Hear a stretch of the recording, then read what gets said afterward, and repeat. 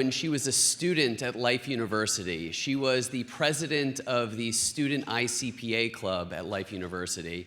And I know Dr. Shannon's going to touch into this a little bit later, but it is so important that we're able to connect with students and light the fire in them at a very early stage in their education. And honestly, we are going to be blown away by the things the next generation is able to create. So please help me welcome Dr. Amanda Blonigen.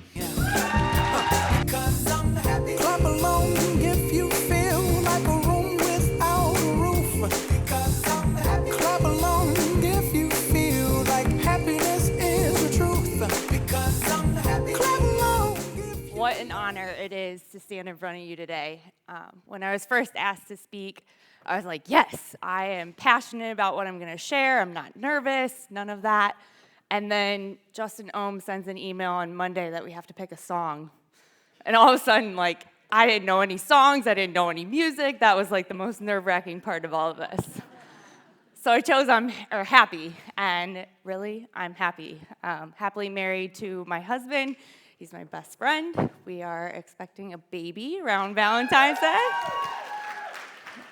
I love my team that I work with, and I'm super passionate about what we do. So, to start, I'm going to have you guys all participate in a little activity with me. So I'm going to ask all of you to close your eyes. Maybe take a deep breath. Just kind of settle into the moment. Imagine a world where every child has the opportunity to receive chiropractic care while at school. Imagine a world where parents and teachers are aware of the benefits of chiropractic on their child's school day.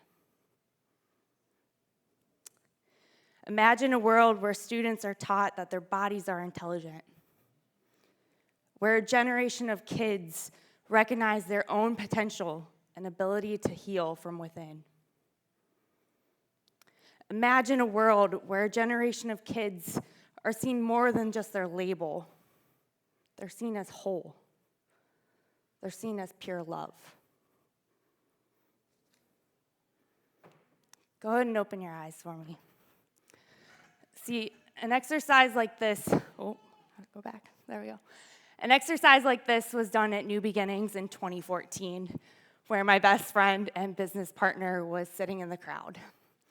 And the chiropractor ended up wrapping it up by saying, if you can't imagine a world like this, shame on you.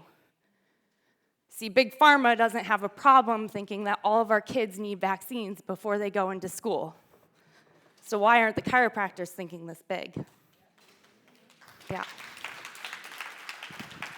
So Dr. Lona Cook was sitting in that room, and she went home to her hometown and was like, we need to do something bigger. So after some thinking, she reached out to the superintendent, where she just had a conversation about having on-site chiropractic care for the staff. That was as big as she was thinking at the time, was, hey, let's just serve the people that are teaching our kids, right? So she starts with the staff, and travels around the district providing on-site care. And from that, some of the administration started getting adjusted, saw the benefits, and they said, why don't we do this for the students?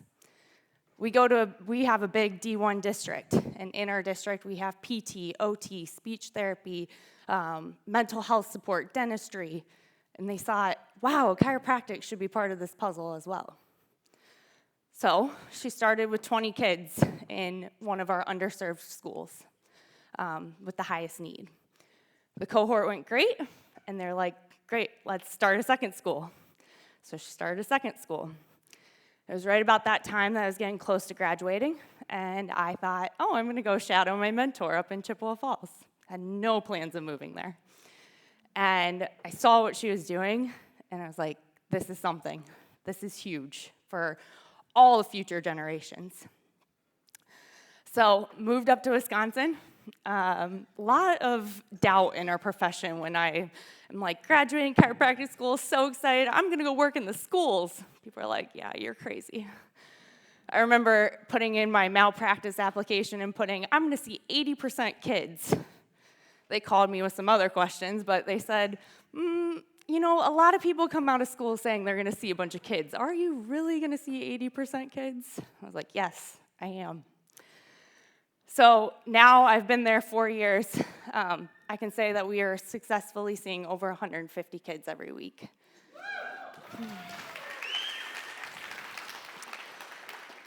We are in 6 elementary schools and 1 alternative high school.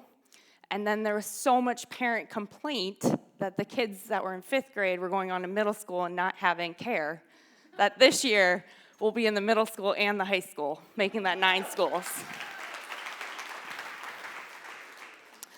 So earlier, Dr. Brendan said, get clear on who you want to see. This is who I want to see. I want to see the kids that are slipping through the cracks at school. There's so many kids there, whether it is their special needs, and they have labels, and they're seen as their label. They are pulled out of class, they are separated from their peers, and they are told, there's something wrong with you. There's so many kids that I see that if you don't take your medication that day, everyone in the school knows. And they talk about it, and they talk about those kids. We see the kids that are struggling mentally, emotionally, physically, whether that's their home life or whether that's at school. School is their safe place, and that's one thing we noticed during COVID is that we took away their safe place. So the kids that might not have IEPs, but they just need some extra support and love, and they're not getting that at home. The one that tugs on my heart is these underserved kids. This is a trailer park in our area where there's probably only 10 trailers in it, and I know for a fact that I have 5 of my kiddos from that one street. These kids don't have parents or families that are going to bring them into your office, and that's why I'm so passionate about going to them and showing up in their school and giving them the same opportunity. So when we tell chiropractors about it, they're like, how do you do this? I want to get in my school, but there's red tape everywhere, and I can't do it. And same as building a practice. It's communication and connection. Those relationships with each staff member, those relationships with those kiddos, those have to be formed. So your conversations with the staff, they might look different, but I can tell you that those kids or staff are under so much stress. And the more we can just educate them on the stress on their bodies, the more they can see, oh yeah, my kids have that too. So especially with the staff, I would say the schools that we have the most students under care are the schools that have the most staff under care because they get it. With the parents, communication with them is very different in the world I operate. And I call them, I text them, try and get a hold of them as much as I can, mail stuff home, but unfortunately a lot of the kids that I see don't have the family support. But we do the best we can. With the students, really seeing the elementary kids and holding space for their potential. That is the biggest thing. And not seeing them as their label. My staff, I have staff that goes into the school with me, Nadine. She's fabulous. And she has a way of sneaking in the classroom and pulling the kid out and bringing them down for their adjustment without the whole class knowing they're leaving. And also with the kid feeling special instead of segregated from their class. So she'll make comments like, I'm getting my adjustment today too, and it's normal. With the alternative high school, this was my biggest struggle. I was great with little kids. I knew how to talk to them, I knew how to play with them. These kids have hard lives. I mean, it's not uncommon to go in there for a day and say, oh yeah, mom's in prison again, or grandma took my sleeping pills so I haven't slept for a week. And I hear these stories, I'm like, ah. But this might be the only chance that they have an opportunity to receive chiropractic. If we can just change the trajectory of what they think of themselves in this moment, who knows what that means for the future. The chiropractic is the easy part. Really, all we need is our hands. Portable table, and if you use an instrument. So it's really easy to just migrate around the classes and schools. Kids don't miss class very often, or very much. It's quick adjustments and they go back. So the staff really appreciate that. The results that we've seen with our kiddos are the same results that you guys see in your practice. The kids, they feel better, they have less complaints, they love getting adjusted, they jump up from their seat when Nadine comes to get them. The teachers, one of the things we've been tracking are ODRs, and that's how many times the kid gets sent from the classroom to the principal's room because of behavior. We've seen a great decrease in that improvement from chiropractic. We were checking attendance. That got a little tricky during COVID because it wasn't necessarily kids were sick, but they were quarantined. So that's something we just keep checking. Parents, they have noticed that, bedwetting, improved sleep, improved anxiety, and less mood swings. We had a kiddo that, during COVID, he was taught to be fearful of everything, right? We all were. And so they closed schools, opened schools, closed schools. When they finally opened schools back, he wouldn't come back to school. Now, he was doing pretty poorly at home. He was going to fail 5th grade. And the principal came to me, and she said, how do we get this student to come back to school? I was like, well, he loves getting adjusted. Tell him I'm here on Monday mornings. It worked. He came back Monday morning to get adjusted, and he stayed a half day. And then a week went by. He came Monday morning again. He stayed a whole day. He kept coming, and then he passed 5th grade.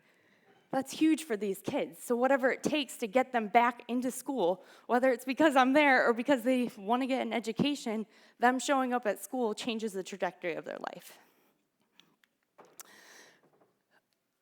I took Dr. Rubin's polyvagal theory class, and he brought up these statistics of mental health.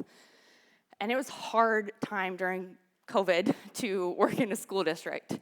Open, close, here, there, wearing a mask to be compliant. The mental health was a huge issue for these kiddos, and these statistics blew my mind when I saw them. What's even crazier is that through all of this, we started doing surveys with our students pre and post. So we've been checking, part of that survey is checking their mental health. With our kiddos as a whole, I'm happy to say that there was no changes between the years of 2020 and 2022. And at first, I heard that, and I was like, that's not what I wanted. But then I looked at these statistics, and I'm like, well, they beat the odds of all of these kids that are having mental health issues. So it's huge. I think one of the things that I've learned the most by being in the schools is, I think I skipped. Oh, no, we're good. Okay, so we opened a nonprofit, and the vision for our nonprofit is that we want every student to have access to chiropractic care at their school. Part of the nonprofit is to train the chiropractor on what we've learned over 6 or 7 years, how to help them do that in a year. Other part of the nonprofit is to educate the school district on what chiropractic care can do in their school. We have pupil services director and our superintendent that are so supportive of the thing that we've created, and now we need to help other districts get there. I am so happy to announce that Dr. Leslie Hiles started in her school last spring, and she'll be returning this fall for another semester. So we are starting to grow, which is great. The next part, though, is really what is going to help us get to the next level, and that's creating research. It's great that our superintendent will go with us and say, yes, this is great, you should do it. But the schools want to see the data. They want to see, okay, what's changing? Somewhere along the line, we got to meet Heidi Havoc, and her team has been phenomenal in helping us compile, okay, where can we put this together? What can we show? And she's offered to do a case series for us of 3 different rounds of 150 students that receive chiropractic care. We did surveys, so we have pre and post of mental health, changes like that. We also have seen changes in HRV. We've seen changes in their thermal and their EMG. We have noticed changes in their upper cervical motion and self-reported less hyperactivity. Along with that is the mental health part that I already mentioned of our kids were staying the same throughout that. So what I'm saying is my biggest lesson going into the schools is that these kids need to be seen for love and light. They are looked down upon, and I've seen it, and I've watched them be pulled out of class and separated from their classmates. And if in our offices we can provide that love and light within them, that's changing their life. I got this from Jeannie Ohm in one of the Pathways magazines. She said that recognizing that we are all beings in a body needing to love and be loved. And I think if we can take that everywhere we go, whether that's in our schools or in our office, and really fill that kid up with love, we have no idea what that's going to change for the rest of their life.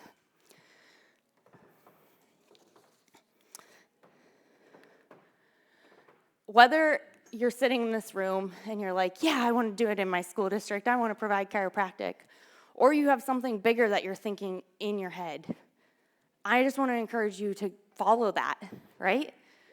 Chase after that. Don't let that just sit out there of like, oh no, I don't know how that would ever happen, because I promise you that we are so clear on our passion and our vision for this that the right people just come at the right time of who's going to help us at the next step or who's going to be there. And it's just been divinely led. If you would have told me when I was a student in chiropractic school that I could be leading something like this, I would not have believed you. But because I didn't have fear in trying, here I am. So if you're interested in joining our vision, this is my contact information.